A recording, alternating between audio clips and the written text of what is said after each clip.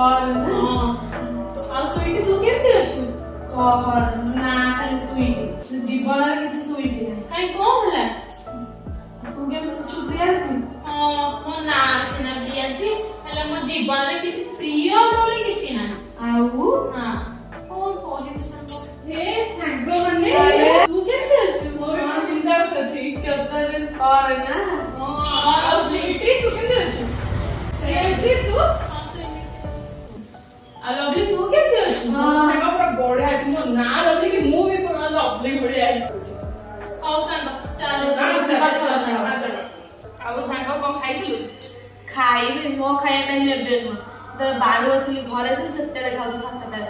ଏବେ ଖାଇବୁ ମୁଁ ଦିନ 4ଟାରେ ଖାଇ ବସିବି। ତମେ ଖାଆନ୍ତୁ।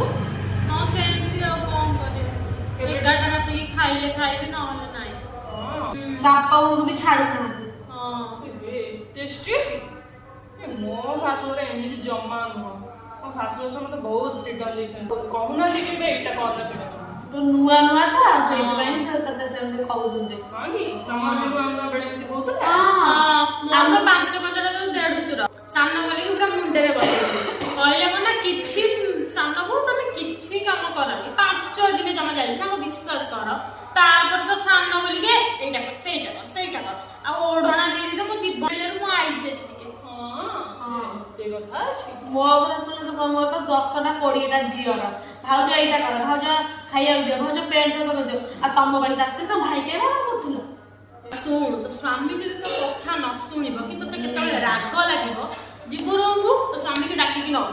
ଆଉ ବାଡେ ଏମୁଡି ସେମୁଡି ପୁରା ଭଲ ହେଇକି ଏମିତି କହୁନି ଯାହା ବି ମୋ ସ୍ୱାମୀ ପତି ପରମେଶ୍ୱର ଅତି ପରମେଶ୍ୱର ନ ତୁ ବି ସେଇଥିରେ କହିବୁ ଯେ ପାପ ଲାଗିବ। ଆଉ ଯଦି ତୋତେ ନ ଆସେ କହିବୁ ମତେ ମୁଁ ଏକା ଏକ୍ସପର୍ଟ କରିକି ତୋତେ ଛାଡ଼ିଦେବି।